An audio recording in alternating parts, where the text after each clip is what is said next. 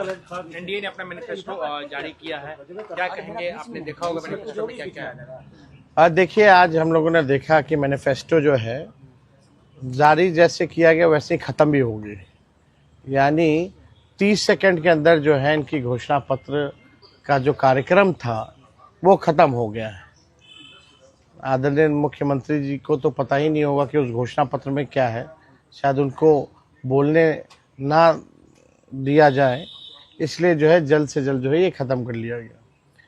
लेकिन हम तो कहना चाहते, जो हमने घोषणा पत्र देखा, एनडीए के लोगों को सॉरी पत्र लाना चाहिए और बिहार के 14 करोड़ जनता से सॉरी बोलना चाहिए था कि 20 साल से भी राज करने के बाद भी सबसे गरीब राज्य बिहार, कोई कारखाने नहीं, कोई निवेश नहीं, हर सेक्टर में जो है ये सरकार फेल रही, इसलिए इनको सॉरी पत्र लाना चाहिए था। और अगर इनका 20 साल का जो झूठा जुमला अगर आप लोग देखें, जो वादे इन्होंने किए थे 20 साल से, हर घोषणा पत्र 20 साल तक का जितना इन्होंने घोषणा पत्र लाया है, वो घोषणा पत्र भी कहता हुआ कि हमारा क्या हुआ, हमारा क्या होगा। वो घोषणा पत्र कह रहा है कि पहले वाला तो घोषणा पूरा हुआ नहीं, एक नया जो है आनंद फानन में जो है इन लोगों ने ये घोषणा पत्र जारी की है। इसमें कई ऐसी चीज़ें, अब बताइए, स्कूल में मिड डे मील जो है वो देंगे, यानी इससे पहले जो है बढ़िया से ये लोग नहीं दे रहे थे। यानी आप देखिएगा, अस्पताल मेडिकल कॉलेज हर जिले में निर्माण करेंगे। जो मेडिकल कॉलेज है वहाँ डॉक्टर नहीं है, नर्स नहीं है, दवा नहीं होता, इलाज नहीं होता, केवल खाका खड़ा कर दिया गया है, कुछ नहीं हो रहा।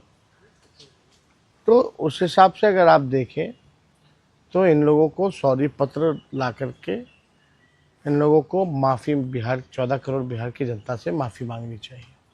और ये तो ताज्जुब की बात है कि भाई 30 सेकंड में ही पूरा, हम लोगों ने भी घोषणा पत्र जारी किया, हम लोगों ने भी विजन को रखा, हम सब नेताओं ने अपनी बात को रखा। ये कौन सी बात हुई कि कोई बात ही नहीं की गई।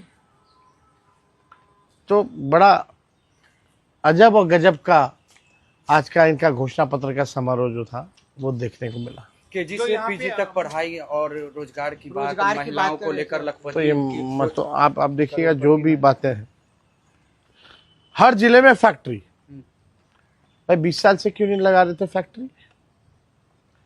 और अमित शाह जी ने तो कह दिया कि भूमि की कमी है। तो ये केवल जुमला है।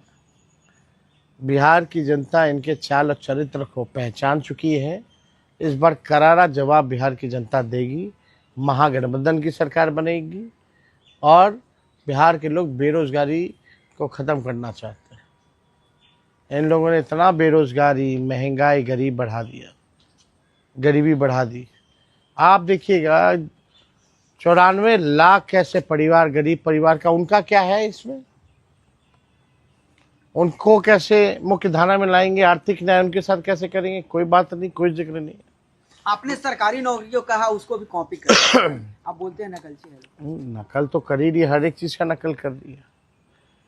1 करोड़ नौकरियां रोजगार देंगे, हमसे पूछते हैं कि कहाँ से देंगे, ये कहाँ से देंगे, तो ये तो बताएं। आचार संहिता लागू है और गोलीबारी की घटना हुई है मोकामा में, जिस तरीके से गोली चली, एक व्यक्ति की मौत भी हो गई है। देखिए, लोकतंत्र में हिंसा की कोई जगह नहीं होनी चाहिए। और ये ताज्जुब में है हम लोग कि कोई व्यक्ति जो है अपने काफिला, एक तो 40-40 गाड़ियों का काफिला, और तो और हथियारों के साथ लैस कैसे घूम सकता है? इलेक्शन कमीशन क्या कर रही है? प्रशासन क्या कर रहा है? अब तक क्या कार्रवाई की गई है? हत्या हुआ है, कई गवाह हैं, एफआईआर हुआ है, चश्मदीदों ने घटना जो है वो बताई है कि किसने किया, कौन कराया, किसने गोली मारी, किसने गाड़ी से रौंदा। लेकिन प्रशासन के लोग चुप है, कोई कार्रवाई नहीं की गई। यही है ना, गुंडों को, अपराधियों को संरक्षण कौन दे रहा है? और जंगल राज की बात कर रहे हैं ये लोग, जिन लोगों ने अपराधियों को पाला पोसा बड़ा किया, केवल अपनी कुर्सी बचाने के लिए इस्तेमाल कर रहे हैं जो लोग, आज उन लोगों को संरक्षण दिया जा रहा है और वही लोग जंगल राज की बात कर रहे हैं। इलेक्शन कमीशन को तो संज्ञान लेना चाहिए, सुमोटो लेना चाहिए कि ये कैसे हुआ, किस अधिकारी पे कार्रवाई हुई, कोई एक पुलिसकर्मी पे, कोई डीएसपी एसपी के पे कोई कार्रवाई नहीं की गई। तो आप समझ जाइए बिहार में स्थिति क्या है। अब सच्चाई सामने आ गई, बिहार की जनता देख रही है।